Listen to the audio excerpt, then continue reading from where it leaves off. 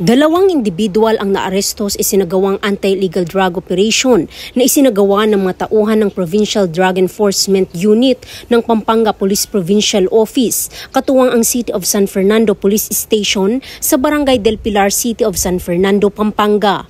Ang operasyon ay sinagawa sa pangunan Police Major Brian Christopher L. Baybayan, Chief PDEU, sa ilalim ng direktiba ni Provincial Director Police Colonel J.C.D. Maandal. Naaresto sa operasyon sina alias Beno, 42 anyos, isang overseas Filipino worker, residente ng Barangay Dolores, City of San Fernando, at alias Melo, 43 anyos, isang freelance welding inspector na nakatira sa Sitio Kutud, Barangay Santo Tomas, Lubao, Pampanga. Nahuli ang mga sospek matapos makipagtransaksyon sa isang undercover operative na umaktong posture buyer.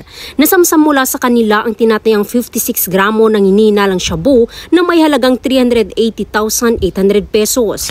Isang caliber 38 na baril na walang serial number na kargado ng 2 bala, isang pulang cellphone at isang kulay abong Toyota Wigo na ginamit sa transaksyon. Naipabatid sa mga sospek ang kanilang mga karapatang pantao at kasalukuyang nasa kustodiya ng PDEU para sa kaukulang dokumentasyon at disposisyon. Ang mga sospek ay sasampahan ng kasong paglabag sa Section 5 at 11 ng RA 9165 o ang Comprehensive Dangerous Drugs Act of 2002, RA 10591 o ang Illegal Possession of Firearms at sa Omnibus Election Code.